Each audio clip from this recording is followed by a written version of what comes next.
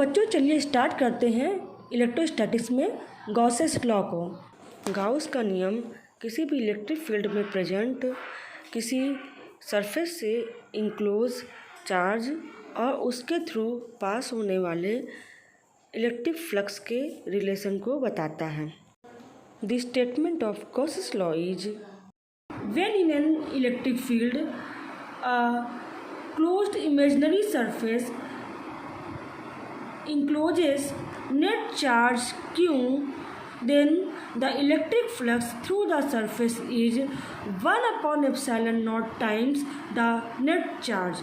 मतलब जब कभी भी किसी इलेक्ट्रिक फील्ड में एक इमेजिनरी सरफेस को कंसीडर किया जाता है तो यदि वो इमेजिनरी सरफेस अपने अंदर क्यू चार्ज को इंक्लोज करता है, कंटेन करता है, तो उसके थ्रू पास होने वाला जो इलेक्ट्रिक फ्लक्स है वो Q/एप्सिलॉन नॉट टाइम्स होता है।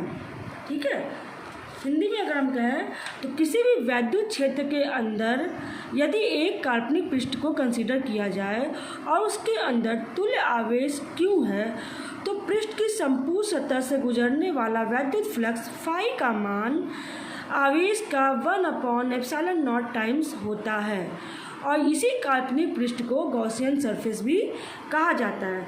तो मान लेते हैं कि कोई इलेक्ट्रिक फील्ड इस डायरेक्शन में है। अब इस डायरेक्शन में लेट अस सपोज दैट कि कोई गॉसियन सरफेस ये है, तो इसे हम एक इमेजिनरी सरफेस कंसीडर कर लेते हैं। दिस इज इमेजिनरी या काल्पनिक सरफेस। कहाँ पर है?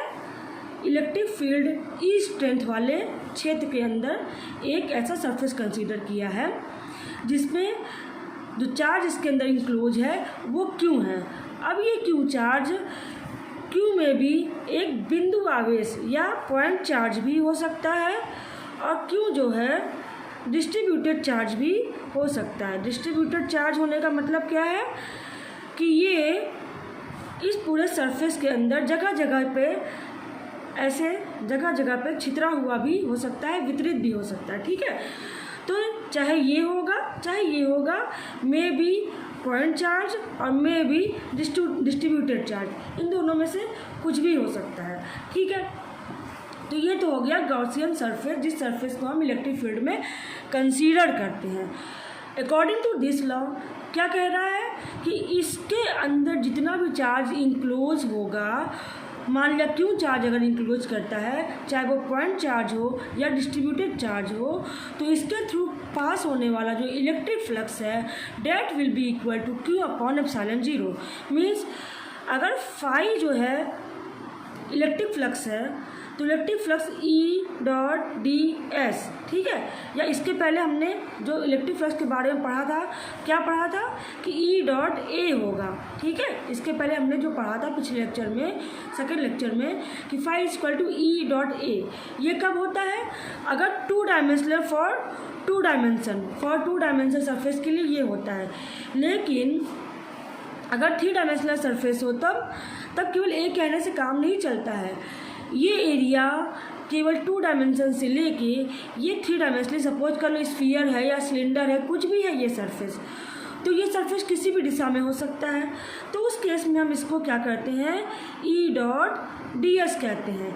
ठीक है, ये ds कहाँ से कहाँ तक हो सकता है? अगर ये पूरा 3 डायमेंशनली है तो ds यहाँ भी हो सकता है, छोटा सा ds यहाँ भी हो सकता है, सर्कुलर शेप में भी हो सकता है, स्क्वायर शेप में भी हो सकता है, इन एनी शेप हो सकता है, यहाँ भी हो सकता है। तो ओवरऑल अगर मिलाकर देखा जाए जो ds है, ds ये 3 डायमेंशन वे में ये जो सरफेस होगा, सपोज कर लो अगर एक बॉल है तो बॉल का जितना भी सरफेस एरिया आप देख रहे हैं वो पूरा होगा, यानी चारों तरफ का एरिया कंप्लीट करेगा।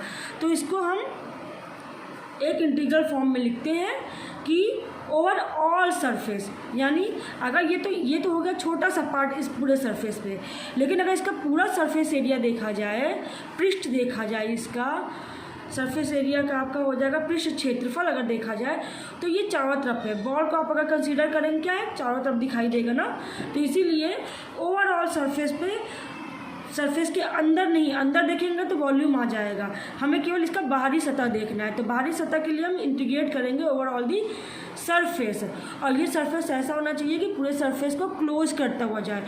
तो इस इंटीग्रल को हम सर्कल बना देते हैं इसके ऊपर, जो ये बताता है over the close surface area, इसे बोला जाएगा close surface area.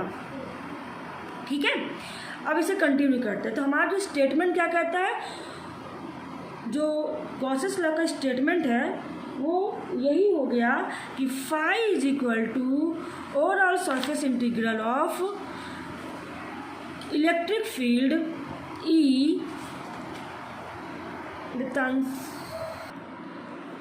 the electric flux phi is equal to overall closed surface integral of electric field E, ये ऐसे लिखा जाता है E डॉट डी एस।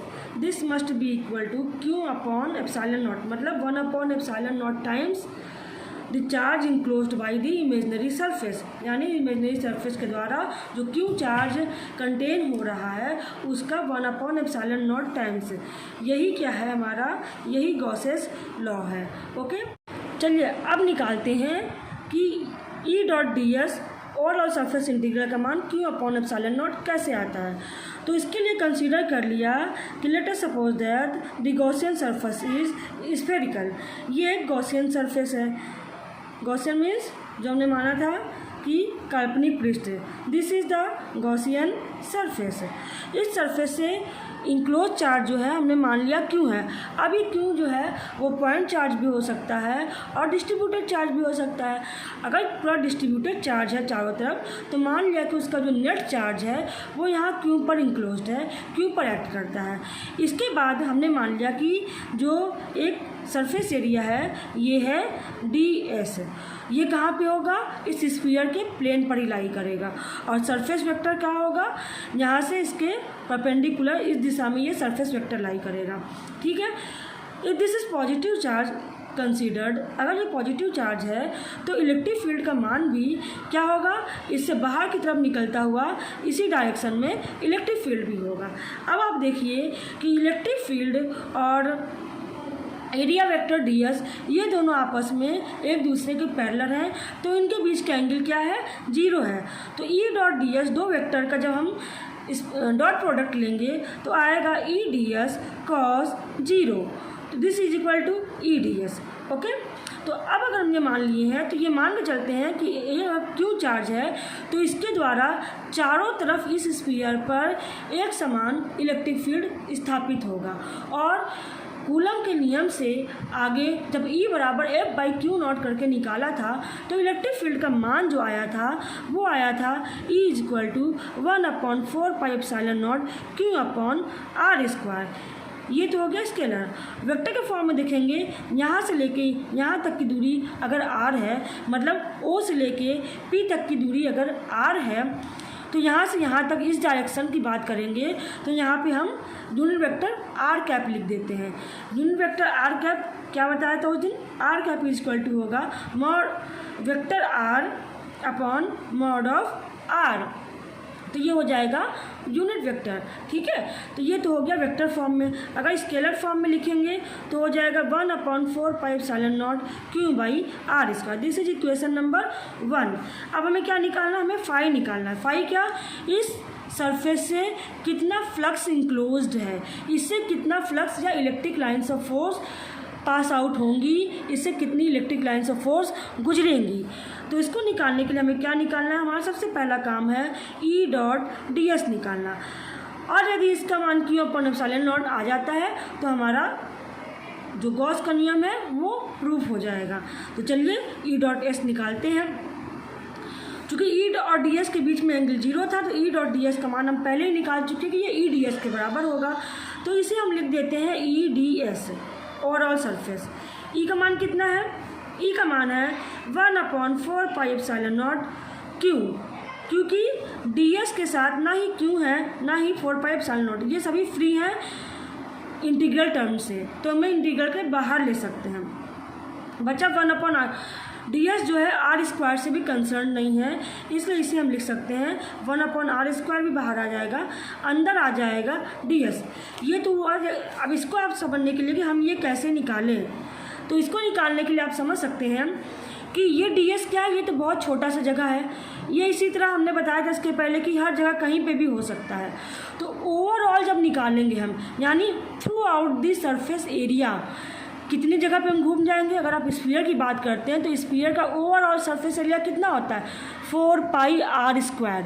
यानी 4πr² की जगह में ये ds कहीं पर भी हो सकता है। यानी इस ds का रेंज जो है, अगर आप एक बॉल की कल्पना करिए तो उस बॉल के चारों तरफ उसके पृष्ठ पर कहीं पे भी ये ds आ सकता है। तो कहाँ से कहाँ तक इसकी वेरिएबिलिटी कहाँ तक है, कहाँ से कहाँ तक ये घूम सकता है, 4πr² तक घूम सकता है।